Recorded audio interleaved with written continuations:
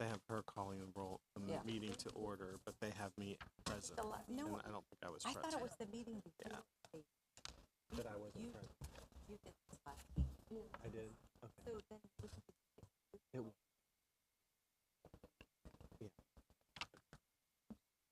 I'll let you do. Yeah. wouldn't have to call them. You know, they call. I was just checking that everybody had their passes, because I know they didn't all pick them up. What would you got? Thank you. Like an awesome young man. I gave everybody theirs. Just finished history today. Or no, yeah, history today. Yeah.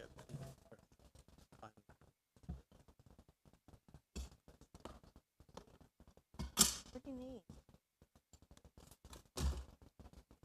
Had I think it's for-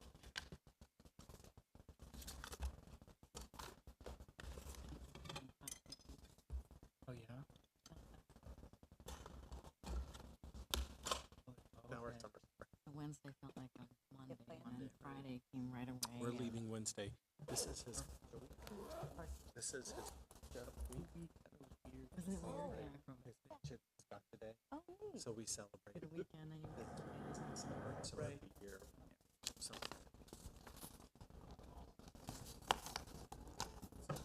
cool.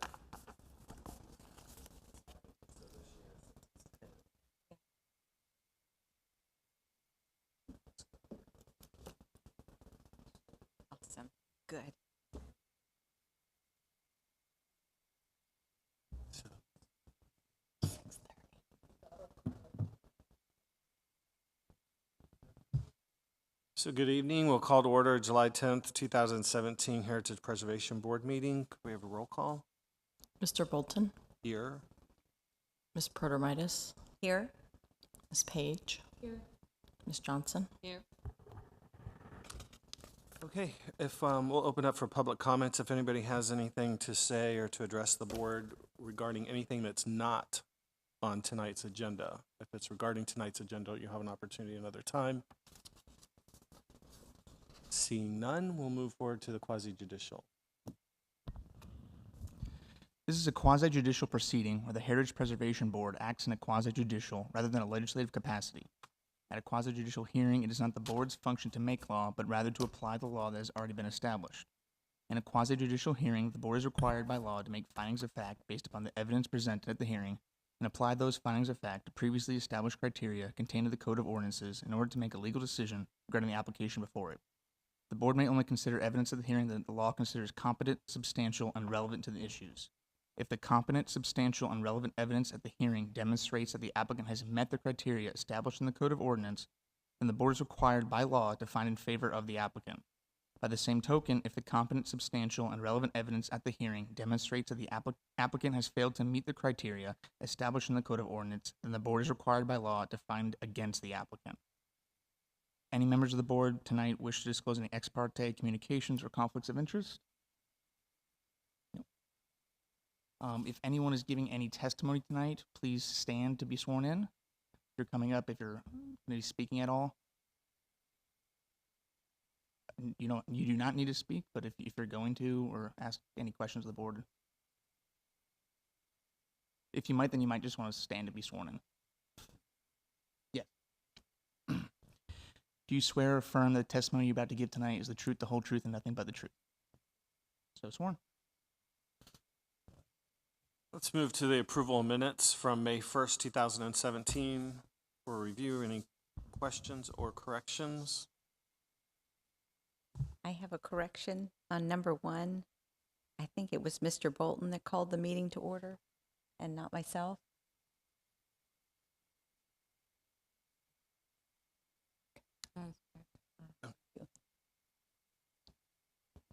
There's no other changes or comments. Can we have a motion for approval? I second.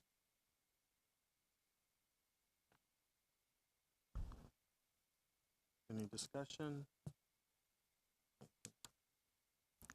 Ms. Johnson, Yes. Ms. Page, Yes. Ms. Protomitis, Yes. Mr. Bolton. Yes. Okay, moving on to application 17-59 for staff report.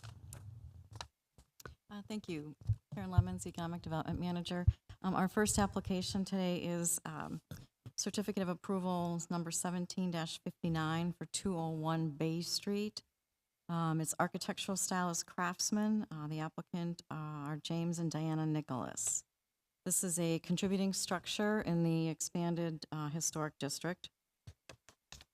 And what the applicant is requesting today is essentially they want to restore the home back to its Craftsman style. It has a variety of different types of windows.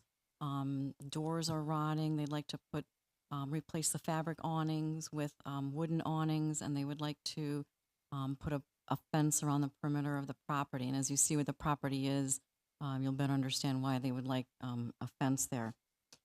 Currently, the house has 39 windows. They're all of varying types of styles. Some maybe the original ones. They've got some jalousie windows. They've been replaced over time. So they would like to replace those to bring uniformity to the elevation with a Craftsman style 3/1 window. The two doors they want to replace, one is the front door. It's currently rotting, and it is a wooden door, and it also has a screen door over it. They want to take the screen door off and replace that wooden door with a fiberglass oak door. And the basement door, which also happens to be on the front of the property, as you see in the pictures, that door is also rotting, and they're replacing that one with a Craftsman style 3-panel, again, fiberglass door. It looks like wood. The two fabric awnings that are on the front of the home over the windows, they would like to replace those. They've become tattered, and with the sun, it's hard to keep those up. They want to construct a wooden awning with aluminum shingles that would retain the structure of the roof and follow the roof lines and continue with the ornamentation that is on the roof lines. And then they want to install a fence around the perimeter of the property, with the exception of the rear, which already has a white vinyl fence. The fence would be white aluminum fencing that looks like wrought iron. It's aluminum, and it's white, which would match the paint of the home. And then they would be using brick columns to kind of break that up along the expanse of the perimeter. And those brick columns would match the brick. They have a very high foundation of brick on their home, so those columns would match the brick on the house.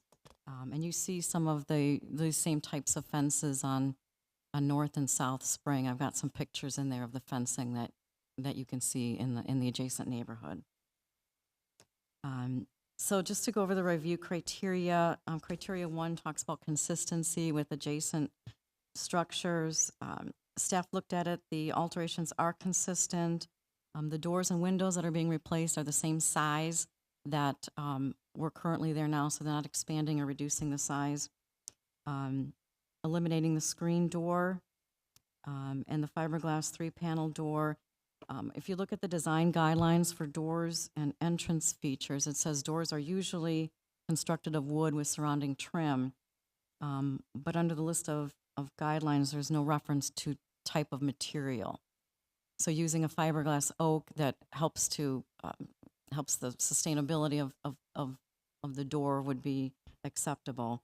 And then removing the outer screen door also complies with the guidelines. There's a statement that screen doors are not encouraged for the front doors.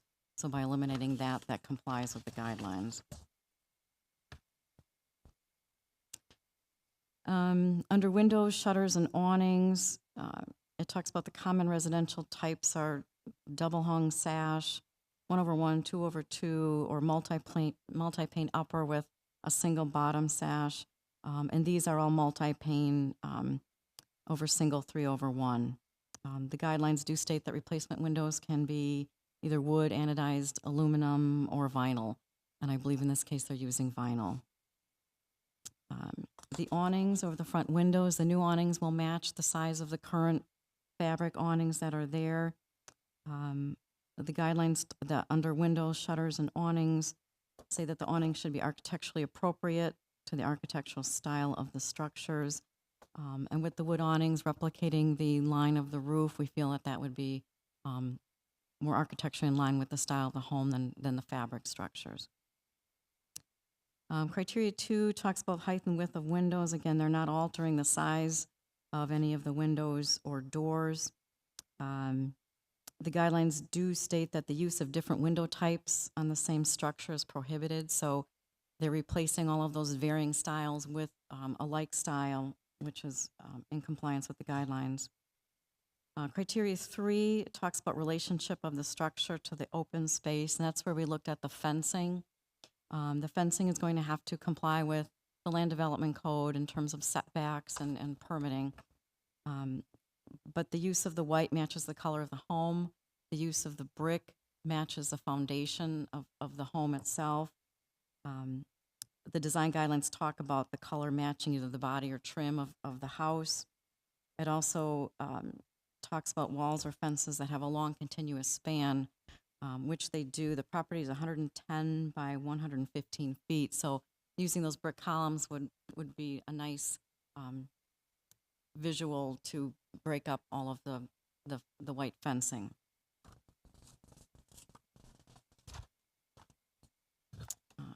Okay, criteria 4 isn't relevant.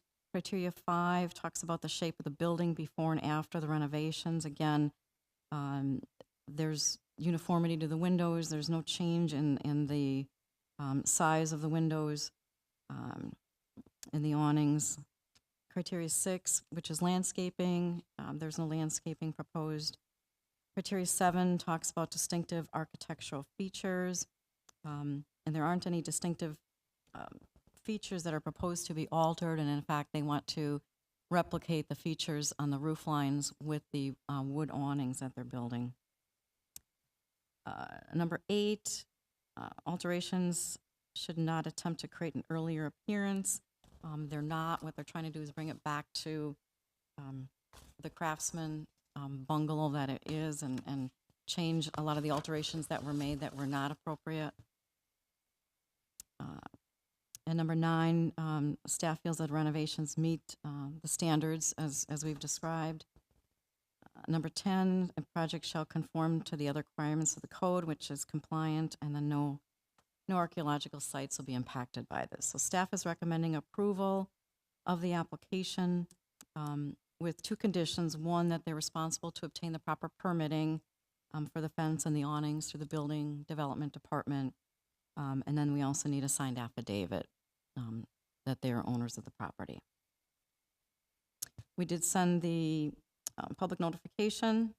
We didn't receive any objections or any comments to the application. And then we've got for you a lot of photographs and the materials that they're using and any questions that you may have. Does the applicant have anything that they want to add to the?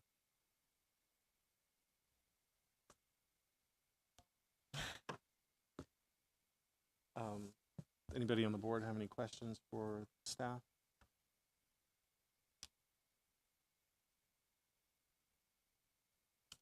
I do. Yeah.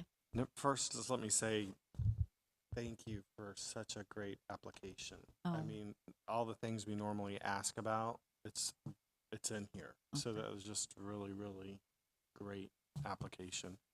My question is for the owner of the property, because it looks like they purchased the property in February of 2017. Do you know if that's accurate? I don't know when you purchased it.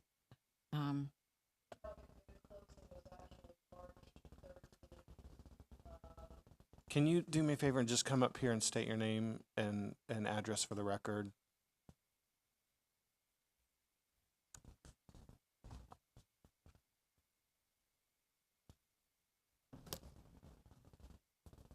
My name is Diana Nicholas, owner of 201 Bay Street in Tarpon Springs, and I believe we did close March 3rd. It was in March for sure. I believe it was the 13th of 2017. In your purchasing of the property, do you recall in your search with the city of Tarpon Springs, did you receive notice that this home was in a historic area and needed historical board approval prior to making any changes to the home or the structure officially? Officially, we knew, but it wasn't official. That's all. Sorry to Yeah. drag you through that. I just want to know that, No, and I'll address that nothing was later with the official, but board. we knew. Okay, thank you. Yeah.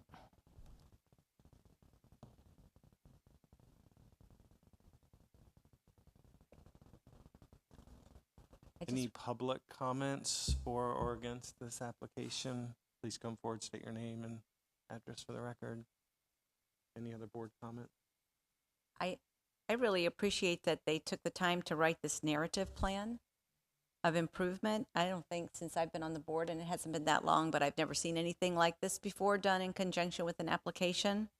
And I just think there's just appears to be a lot of thought, and I really appreciate that you did that and explained everything. And not only that, that you're really looking to restore the home to its historic appearance, which I think is so beautiful. And it must be a labor of love. I imagine it's a big undertaking, but it looks pretty awesome. Can we get a motion? I would make a motion that we approve the application. I think there was one, or actually two conditions As presented by staff. as presented by staff.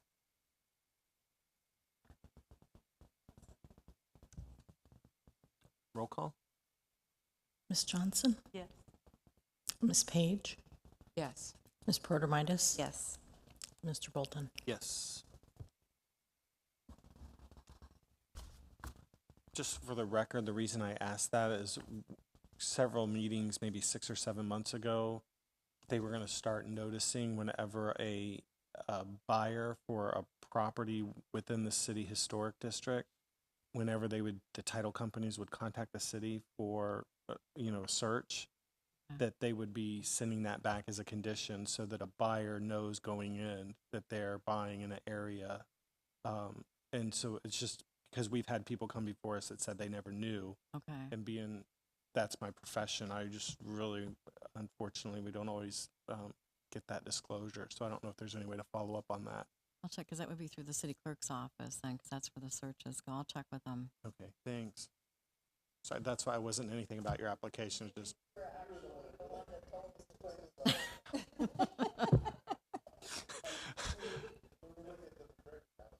That's right.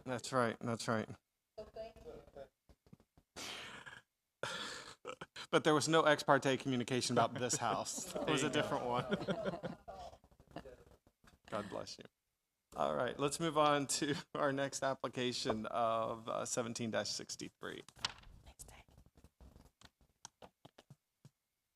Okay, 17-63, this is 315 Bath Street. This is a masonry vernacular house. Applicant is Barry Peebles. Now, I will say that they are not here yet. They're driving from Key West, and they have been texting me and emailing me furiously this afternoon. They had scheduled, when they left, they should have arrived here by 4, but they said it's been pouring rain. There's a lot of traffic. There's been a lot of accidents, so they were thinking they would get here by 7. So I said I would explain that in the event that they're not able to get here, that hopefully we wouldn't have to continue it to the next. Hopefully you'd be able to make a decision on it if they're not here, but hopefully they'll make it. The applicant is seeking a certificate of approval for a prefabricated accessory structure to be placed in their backyard. The structure is 240 square feet. It's 12 by 20. The principal structure is a non-contributing structure in the historic district. There isn't a front driveway. The property is served by a rear alley that is not paved. It's fenced on all sides, and in the rear there's an opening that they could drive a car in. So for criteria 1, which is consistency with adjacent structures. Again, principal structure is not being touched, but the accessory structure is 11.5 feet high. That meets the requirements of the Land Development Code for the zoning district. An accessory structure can be no higher than 20 feet. So if there are any other structures like this, it would have to meet that same criteria. Criteria 2 talks about renovations being in character with the original architectural styles. And again, there's nothing being done to the principal structure. Criteria 3 is relationship to open space and other streetscapes. So here's where the structure needs to be adhered to the Land Development Code in terms of setbacks and where it's being placed. The lot is 50 by 141.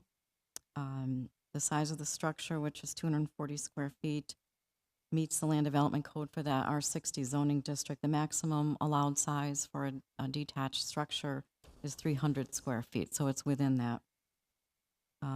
They're placing the structure, as you can see in the backup material. The setbacks are not closer than 5 feet to a rear lot line or 7.5 from a side lot line. They're placing it 7.5 feet from the side lot line and 26 feet from the rear. It's in the rear yard. There is no visibility from the street, and there's some limited visibility from the alley. Criteria 4 talks about the roof structures. That's not applicable. I will note that the roof on this accessory structure doesn't meet the roof of the principal structure, but the principal structure is not a contributing structure, and the detached structure isn't seen from the street, so staff felt it didn't have any negative effect. Number 5 is the shape of the building, and again, this is an accessory structure. By code, the accessory structure must be subordinate in area to the principal structure. The home itself is 884 square feet, and the proposed detached structure is 240, so it is subordinate to the main home. Number 6, landscaping. There's no landscaping proposed here. Number 7, distinctive architectural features. There isn't anything, any distinctive features that are being changed or replaced. Number 8, again, talks about alterations that shouldn't be beyond their time. It's not applicable here. Number 9 is the Secretary's standards. The design review guidelines for accessory structures states that structures such as a shed shall be located in the rear yard or the side yard closest to the rear yard, and the structure is being placed in the rear yard. Number 10, the placement meets the city's land development code, and no archaeological sites are being impacted.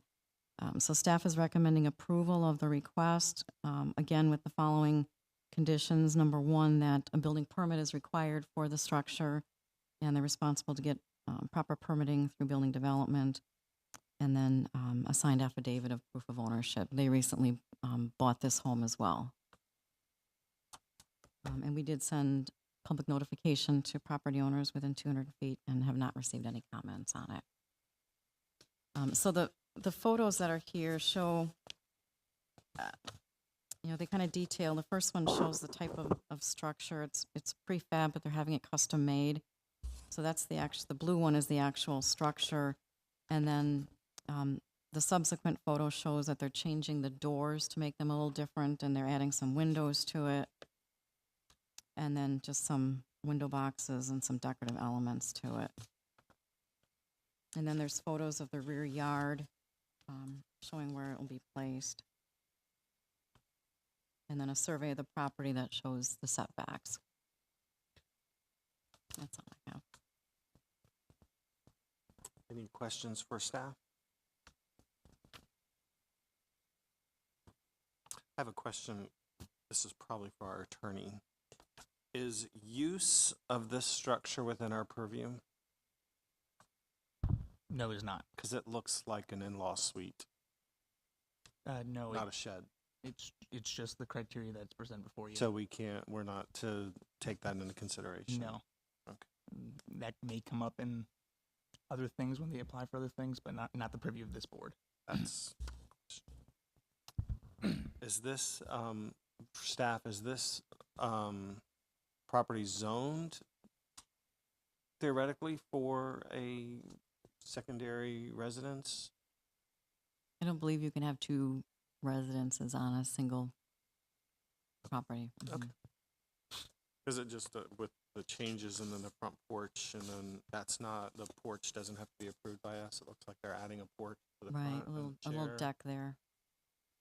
That would be part of the permitting process. Okay, I Yeah. just want to make sure we're. They we're indicated in that what they we're- were using it for extra storage. The house is 884 square feet, so it's quite small.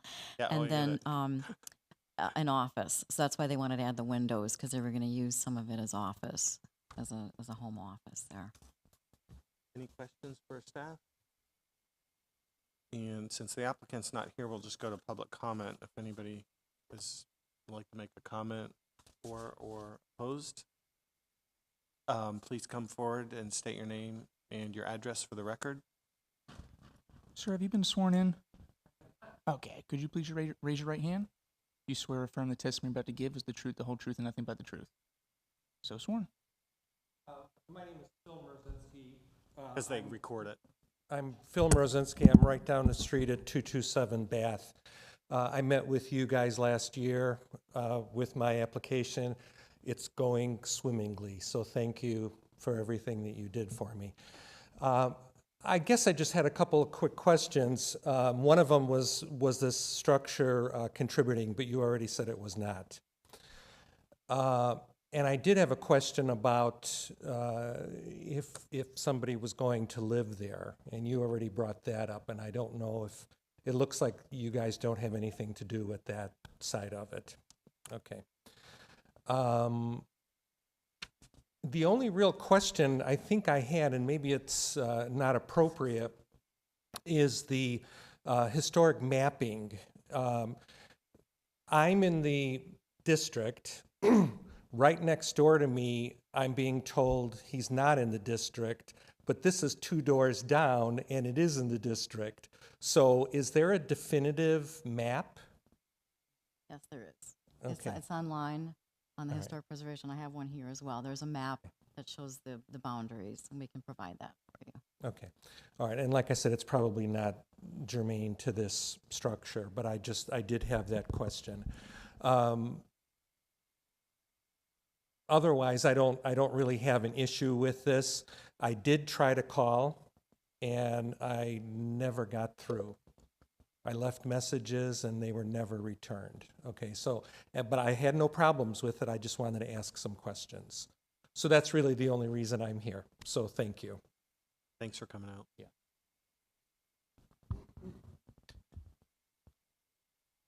Comments. When Mr. Mrozinski was here with and presented his case, at that time there were glaring mapping issues. So what has brought up is, to my knowledge, those mapping issues have not been corrected. So there were issues, and it can be found in our minutes that we addressed that there are. So the maps are correct, but they're not. I mean, they're what we have been presented, but they are not correct. There are, particularly on that street, there are issues with the maps and how, I know we addressed this with Heather. It came up, and I don't know, she was going to look into it. I don't know what action had been taken beyond that. Okay. We never followed through with it. Are you talking about like whether it's a contributing or non-contributing structure? Because now the guidelines are That set. and also Or the like boundaries, address numbers, or the maps weren't correct for, Okay. and yeah. Okay. So I do understand what Mr.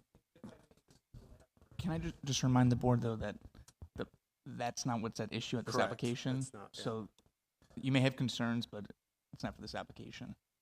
Unless you Only- feel that there's a problem with only this application. whether or not this is a contributing structure or it is not a contributing structure. If there are inaccuracies there on this street, will that make a difference for this outside? You're supposed to, No, you're reviewing of what you've been presented. Okay. All right.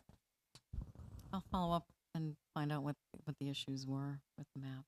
And do we know if this building is simply for storage, or will it be plumbed, and will there be other things? No, they said nothing like that. It was just simply for storage, and then they were going to put a desk in there and work out of it for an office.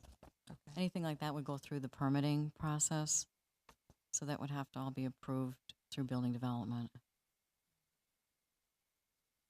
Any other questions, comments? We'll entertain a motion.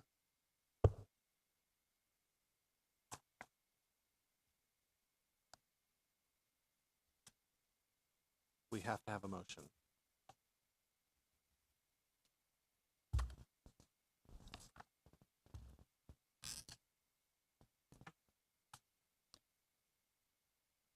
I'll move that we approve the application. As presented by staff. As presented by staff. That just gives us that covering of the condition. Thank you. Second, Second, as approved by staff. and just a point of order, I'm going to take a moment can I do that? Just for deference to the folks that have Yeah. traveled, I believe this may be them coming in all the way from Key West, that we would, we were getting ready to vote on your application. Do you have anything to state, or do you want us to just go ahead and vote? Okay, so we have a first and a second. Roll call, please. Ms. Johnson? Yes. Ms. Page? Yes. Ms. Proter-Midas? Yes. Mr. Bolton? Yes. Congratulations and welcome to Tarpon Springs. So we'll move on to staff comments. Yeah, I wanted to give you an update on, I know you, this board's been talking about revising updating the design guidelines for some time. I think it predates maybe everybody but David, I'm not sure. The city manager in this upcoming budget is requesting funds so that we can hire an expert to look at the design guidelines and update them in conjunction with the board. So that's good news. I'm not sure how much. He's looking at maybe 25,000. What we would do is we would put out a request for proposals. We've talked with City of St. Pete and the City of Tampa on some people that they have used. So we're getting a list of those who do this so that we can target them with the RFP. So in the meantime, so the budget takes effect October 1. In the meantime, it would probably be good to, as a board, to think about what are the critical issues that you have with the design guidelines, what needs to be changed or updated. Do you need a materials list? What are the things that have been difficult to ascertain or to clarify as you're looking at the review criteria, and what do you need clarification on? Because that'll help us to put together a good proposal and help the person who eventually is hired to do this to narrow it down to what they really need to work on to get some good guidelines. I have a question about that. Mm-hmm. Because we are here once a month, maybe once every other month, we go based on the agenda. A discussion, keeping it open in the sun, not, we can't really get together and work on something outside of a public forum. And when I've brought it up with staff at various times over the last 4 or 5 years, it's the commissioner's job to figure all that out. So how would we just say, okay, you're going to put it on our agenda for the next meeting? Everybody think about the top 10. I mean, what's our vehicle moving forward that we would have input in that, so that I can't call another board member and have a conversation without it being public record. So how do we do that? Can we do a workshop and have it open to the public? I mean, does this board do that? Are we commissioned to do that? Is that our job? I don't want to, I've been told kind of a little bit over and over again in the last year and a half when I've really been pressing this to consider the word guidelines and to stop being so not critical, but towing the line to that, because it's only a guideline and we can do whatever we want. But I don't think that's fair to the residents of the city to not know really what to expect when they come before us. So how do we have input in that? Well, if you want to say. but Either my, way, my thought- whoever has you I can't- find what we do very unfair to our residents when if this board, and I'm long gone, and whoever's sitting up here, they have a stronger opinion of historical preservation than me, that shouldn't play. It should be in writing what they can expect and what they need to do, and not just be by whim of whoever happens to be more conservative or more, liberal on their opinion of historical preservation. Mhm. That's my concern about this board, is not that, whether we have party board on it's that we're consistent for all of our residents across the board. That's my concern. Okay.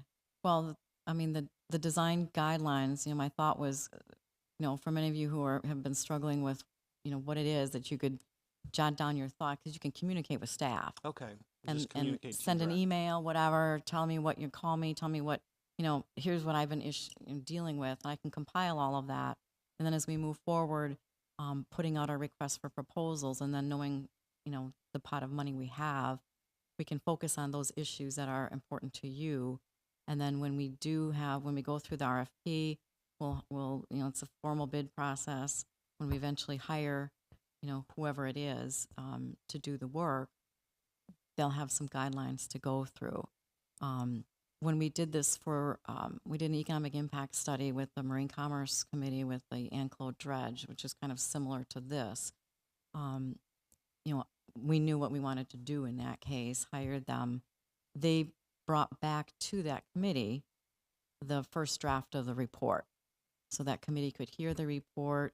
There weren't any changes to it. It may be a little different because it's an economic impact study. It's the facts. You can't really change them. But the committee had an opportunity to hear first the draft of the report, and then that report went to the Board of Commissioners for ultimate approval. So we can do that same thing here. We can have them bring back a draft report of the updated guidelines, and at that point, as part of a meeting, and then if you have changes or whatever, we can go from there. That's how I'm envisioning the process working.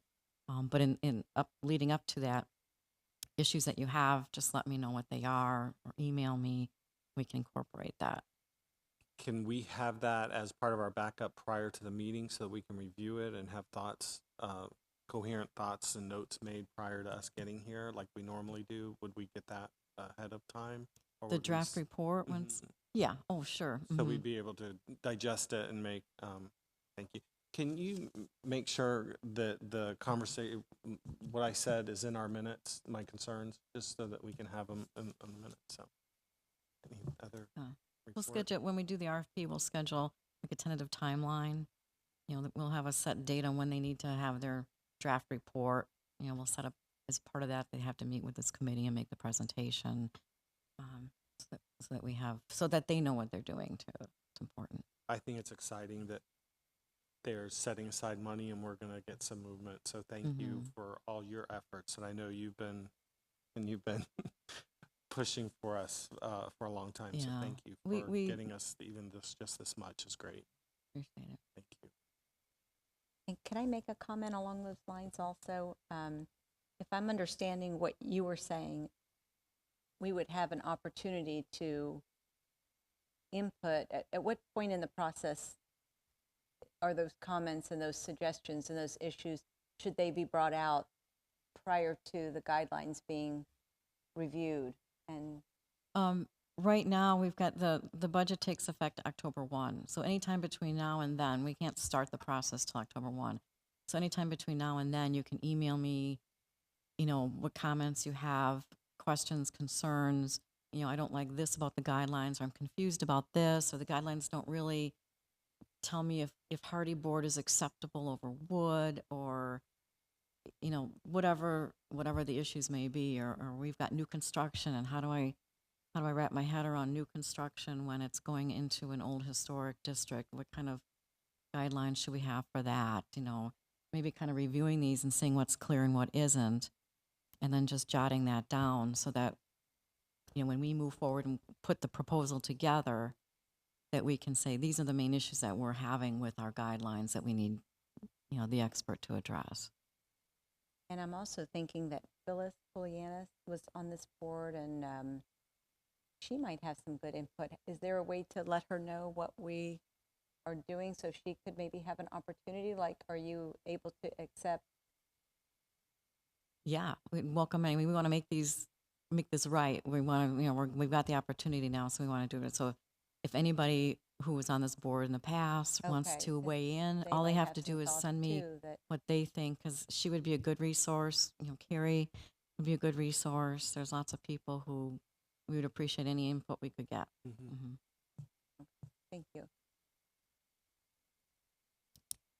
Any generalized board comments?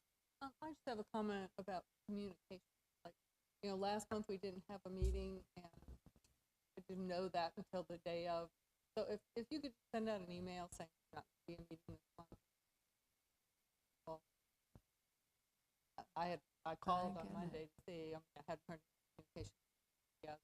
Similarly with this meeting, I didn't know if we scheduled unless there's a calendar. Okay, we'll make sure that, you know, we usually send an email out. Well, usually there's an email about a week before the meeting with the agenda attached, but like last month, I didn't get it. You have to update your email address. Huh? You may have to update your email address. I get the other. I mean, I get the emails with the package, but I didn't get an email last month that said there was no meeting. All right, thank you. We will do that. Any other board comments? I'd like to just, do we have any update on Mr. Tunstall? Oh, yes. I'm sorry, I had that too. Mr. Tunstall issued a resignation. So we have 2 openings now, his position, and then Phyllis's is still unfilled. So we'll talk with the city clerk, see if they have any applications on file. And if not, if you know of anybody who would be interested, tell them to apply. And then we can take that to the board to fill those seats. We will be adjourned at 7:10 p.m. Thank you, everybody. Thank you. I will. Thank you so much. Yeah. I didn't get that email. Are y'all moving to Tarpon? Well, but You already have. Well, welcome. It's Tarpon. This is where casual. You look world, great. You know, no, I you're dressed up for a board meeting the way you look. Oh, Nice and- we're glad you made it safely. I'm David. Thank you. Isn't she wonderful? The changes the last few years in the city are. You guys have done a great job. Is it Heather that used to sit